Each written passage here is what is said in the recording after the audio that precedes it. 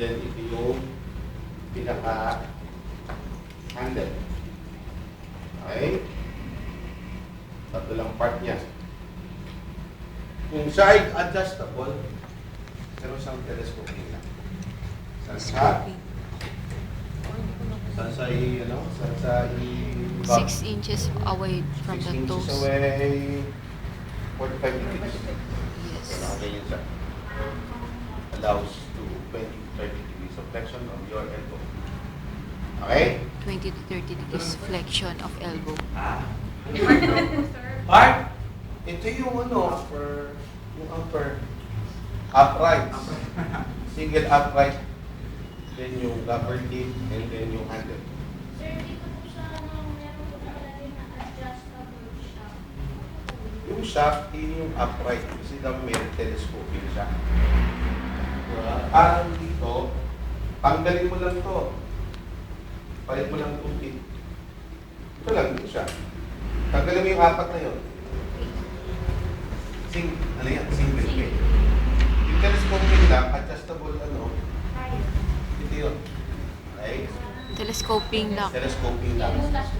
Butas-butas yan. Okay? Ito yung single. Ito yung quad K. Quad K, meron siyang yung hand grip o yung pinaka-handle. Okay? Meron siyang Confirm na, sir. confirm. Okay. Okay? Dito yung single upright or adjustable shaft with telescoping lang. Okay? Sa quad K, meron siyang 4 na rubber tip. 1, 2, 3, 4. Ito yung pinaka-platform. Platform with 4 rubber tips. Okay? Kung siya ay tripod K, tatlo lang siya. Parehas lang din siya sa ibabaw. Pero tatlo lang siyang tatlong tip lang siya. Kasi tripod niya. Okay? Diba yun? Now, pagdating naman natin ng walker, okay? Ito yung walker nyo. So, meron siyang dalawang horizontal upright. Okay? Meron siyang 4 na lateral upright. Kasi ito yung 1, 2, 3, and 4. Tama? Meron siyang cross bar. Yan. Meron siyang rubber tip. O kaya yung front tip.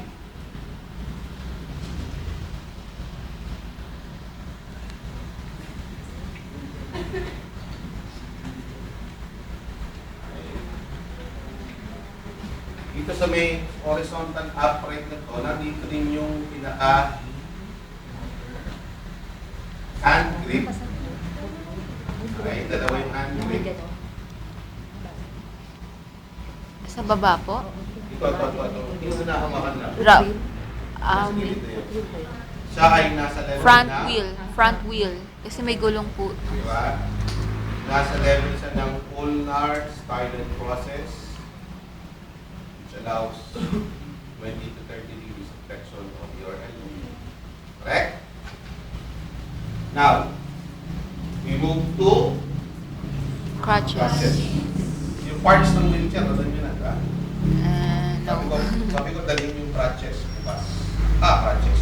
Wheelchair. Yung Wheelchair. walker and then Wheelchair. Commode wheelchair. wheelchair. Pero yan, na-adjust din yan, ha? Lahat ng 4 lateral uprights yan, na-i-adjust yan. May telescoping locking yan, bawat isa. Adjustable single uprights. Okay? Or lateral uprights. Now, we go to your crutches. Crutches nyo sa ibabaw ay auxiliary pad. auxiliary pad. Pag tinanggal mo yung auxiliary pad, Auxiliary piece. siya yung auxiliary piece. Nakakain ako eh. Yeah. Auxiliary piece, auxiliary pad, para lang as cushion. And then, meron siyang dalawang lateral uprights. Ito yung lateral uprights. Linya, lateral uprights. Meron siyang hand grip, o handle. May hand grip. Okay. And then, binaliktad mo sa yung single upright with adjustable telescoping lock. Robert D. Diba? Yung parts ng wheelchair, alam niyo na yung parts ng wheelchair. Right? Kahapon. How it is fitted to your client. Now, we go on how are we going to use this. Okay? Siyempre, simula muna tayo In crutches. sa crutches.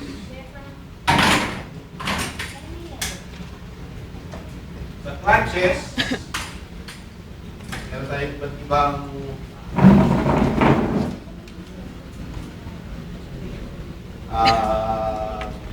walking pattern.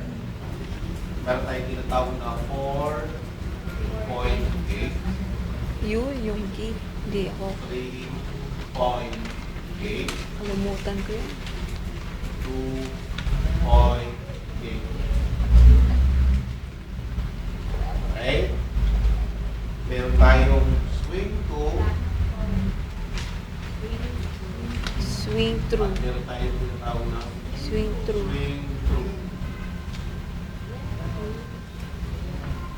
Meron tayong tinatawag na Drag to. drag gates. Under drag gates ay drag to, Drag through. drag through. Okay? Okay na? Now, we go to 4.8. Yung 4.8 is for patient with severe, if not severe, weakness of both lower extremity. Okay? Pwede rin gamitin ang 4.8 sa patients na mayroong long leg brace. Diba? Paralisado yung kanyang lower extremity. If not paralyzed, merong area or muscles, group of muscles from the lower extremity na mahina. So with the use of your prosthetic, prosthetics, orthotics, long leg brace or short leg brace. Yung mga pasyente na mayroong long leg brace, hanggang hips na yun. Kasi mahina yung kanilang paa. Pag mahina yung paa nila, hindi na may move forward yan. At hindi nila maidadiretso, hindi sila makakatayo. So ginagawa nila doon, nilalagyan ng long leg brace, parang yung kay Forrest Gump. Bakit yung maglakad si Forrest Gump, doon maglakad. Kasi Elvis. meron siyang delay. Yung iba naman, spinal cord injury. So, pag may spinal cord injury yung patient, lalagyan ng long leg brace, and tinitingnan kung paano ma-move ng patient yung kanyang lower extremity. So, dito magkagalaw niya by hip hiking. Hip. Okay. Pagka kasi na-paralyze yung lumbar area, ang paralisado sa kanya yung hip flexion, extension, dorsiflexion, plantar flexion, inversion, and eversion. Saka hip extension. Pero yung hip hiker mo, yung latissimus dorsi, yun yung pinakapaligpit sa likod. Yung paligpit na yun, nagiging na mula shoulder yun hanggang dito sa may hip. Okay? So ginagamit yung hip hiker na yun, yung latissimus dorsi, to hip hiking. Kaya pag nag-hip height yung patient, hip height then swing. Kaya nag-place up niya yung kanyang paa. Yung kabila is ganun din.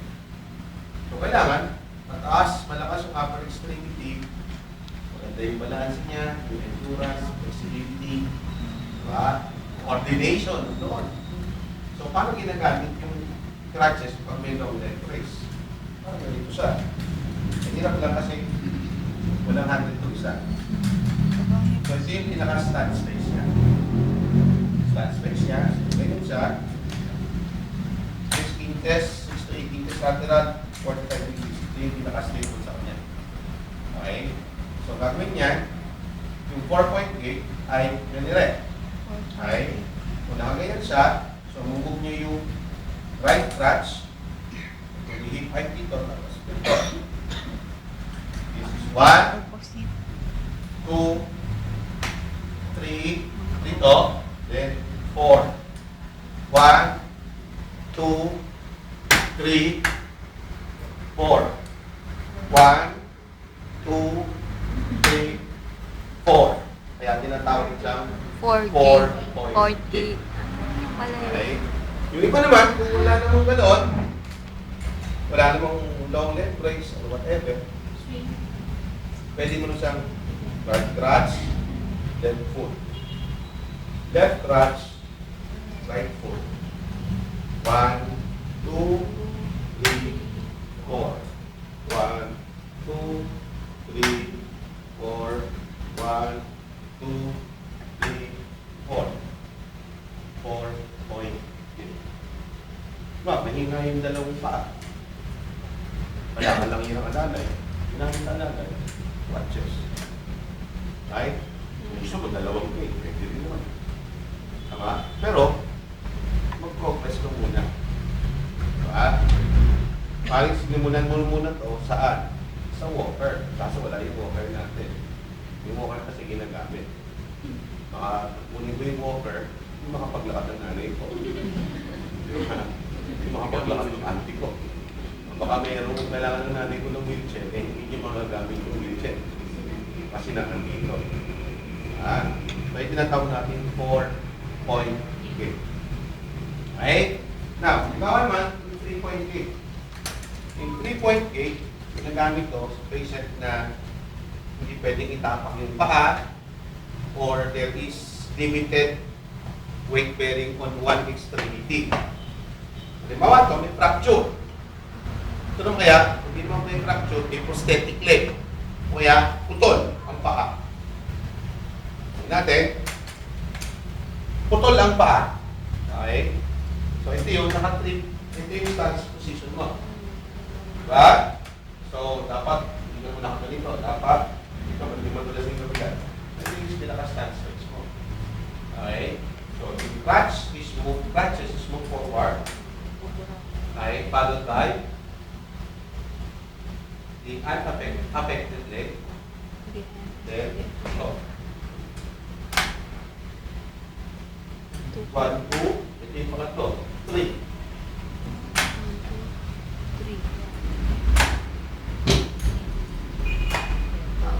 3.8. Diba? Kasi kunyari may paa.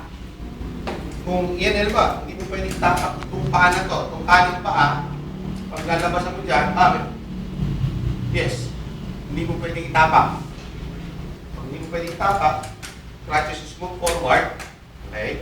Hindi pwedeng itapak. Tapos ito, gano'n.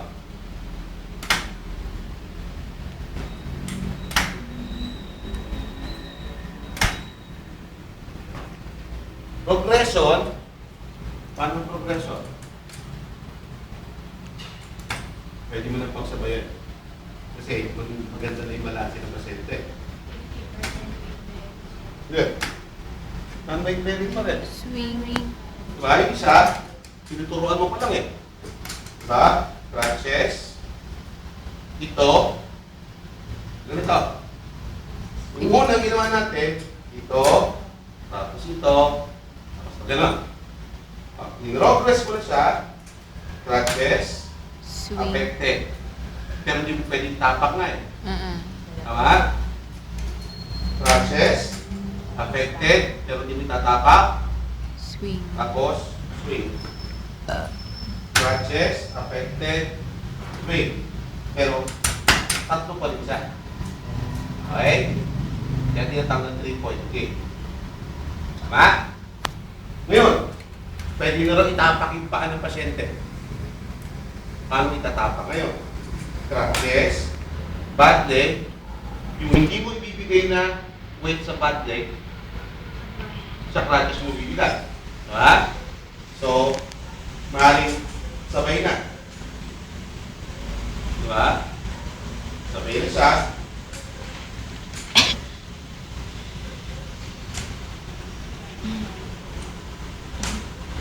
Progreso na yan.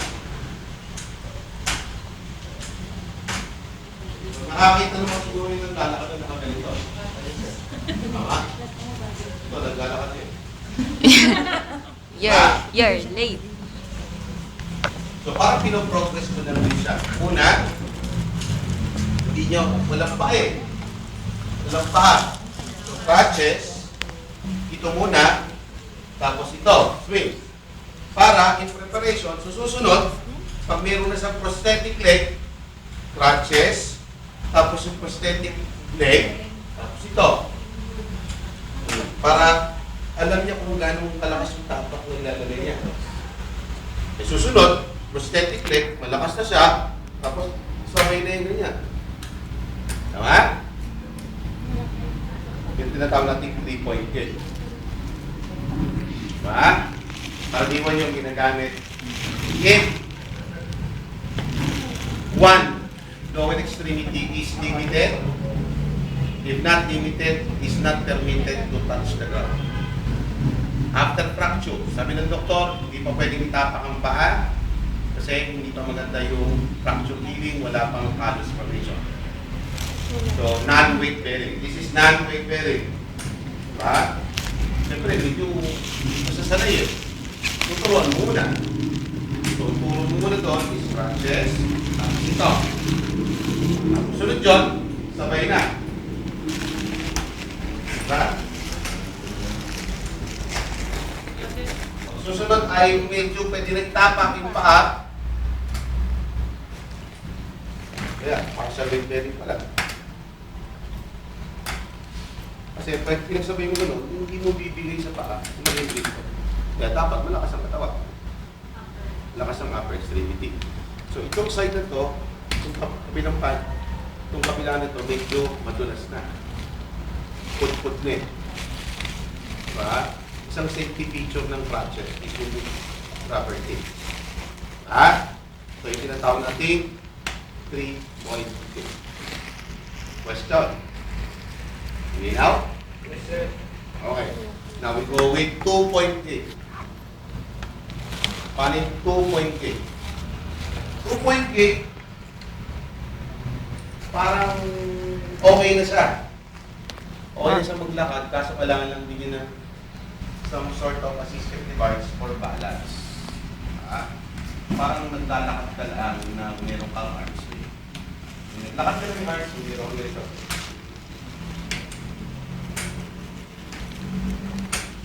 Two.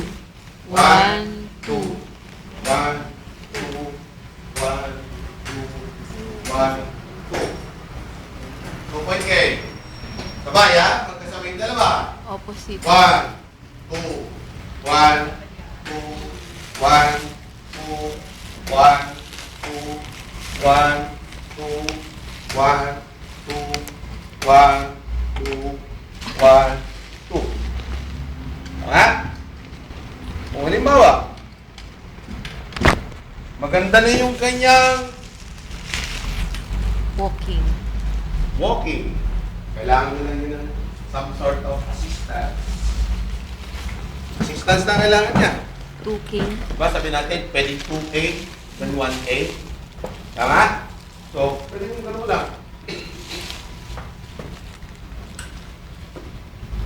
2 dito, ano yan? Tama?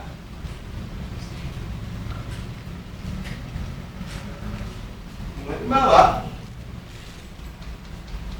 hindi naman niya kailangan ng quad K, cane? Single lang gamitin mo. Yung single cane is placed on the opposite the affected side. My affected leg is my left, so I will place this on my right. Napaka-particular nila doon. Ha? Particular sila roon. So, ilalagay mo ito during the initial teaching ng patient to ambulate. You place this on the good side. Ito yung bad side, ito yung good side. Hindi mo, pag na-stroke, gano'n ng kamay. Mahawakan niyo ba ito? No. Hindi, no? Kasi nakagano'n ng kamay. Kaya, maaaring may walker na mayroong platform. Tama? So, ito yung mahina. Bakit? So, kung maglalakad ako, siyempre, maaaring cane, bad leg, good leg. Cane, bad leg. Medyo nanginginig ng konti. Ha? So, cane, bad leg, good leg. Ano yung nilalakarin ko? Cane, bad leg, good leg. Naka-tripod ka. Stay ko yan, right? Cane, bad leg, good leg. Cane, bad leg, good leg. In progression. Siyempre, yun, medyo mabilis na yun. Yung iba, kung naglakad, cane, bad leg, good leg. Cane, bad leg, good leg. Cane, bad leg, good leg. Cane, bad leg, good leg. Kaya pinogress na natin ngayon. Diba? Pag ipoprogress natin, magkasabay na sila. Para ka lang naglalakad ng gaya. No, ordinaryo. Pag naglalakad ka, meron ka normal arm swing. Sinama mo lang sa arm swing. So, may progression. Diba? Mahirap naman maglakad yung pasyente na wala naglalakad ng ganito. Diba? Wala eh. Diba? Mukhang iwan. Kaya pag ginamit ko nito, you uses the cane, pwede siyang single, tripod, or quad cane to provide lateral support. Support pa lang, pero hindi siya design para sabihin natin to limit weight bearing. Hindi na po. Hindi na kaya yun. Kaya Diba? crutches. So pwede ito, may power na, medyo hina pa lang. Hindi pa ganun matibay na lang. Kaya, pag-ulay dito tayo.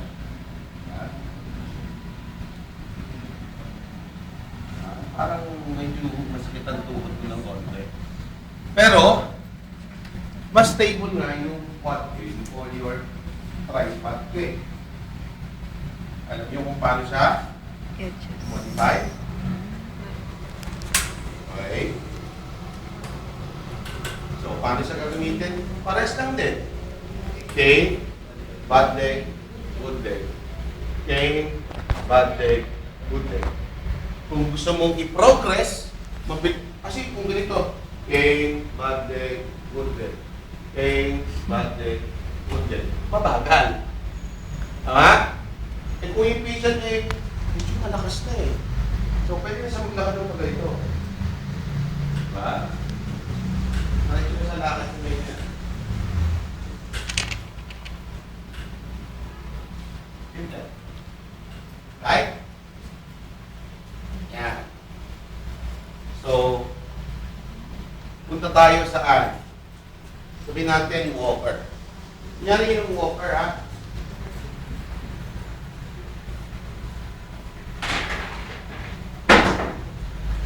Kunyari yung walker. Yung talaga walker.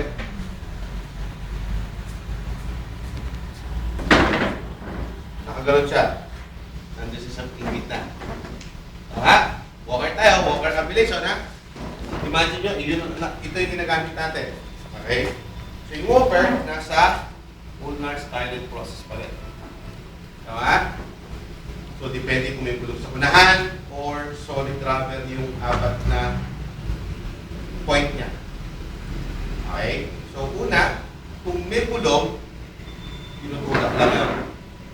Kung walang bulog, inaangat ng konti, tapos, bad leg, good leg.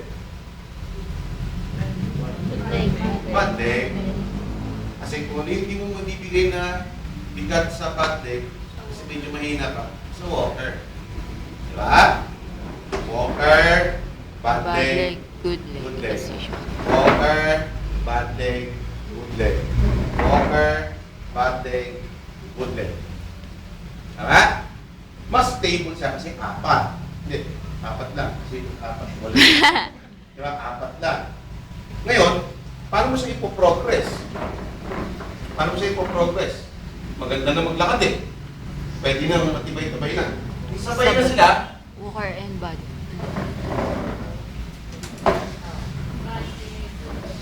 Diba? Diba? Parang ginawa mo lang din, pinagsabay mo na lang din. Siyempre, hindi ka naman pwede umover dito kasi dito lang.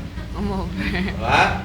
Hanggang dito ka lang din sa loob ng walker. Okay? Ba, non-weight bearing. Walker. Ano unahin mo? Alam ka naman, unahin mo muna to, tapos walker.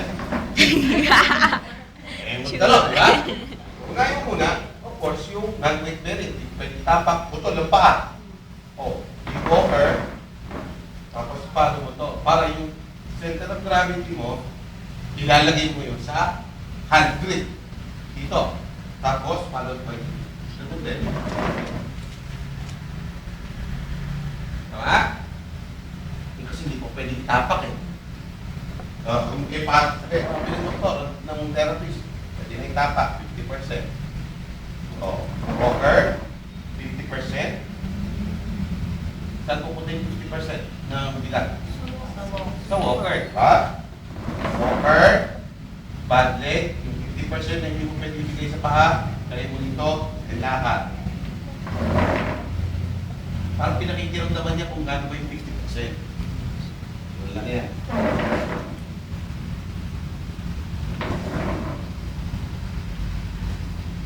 Okay? Paano mo nalaman kung 50%? Oo. Pag babae, ipiluhin. Pag lalaki, ipilubangan. Ako mo yun?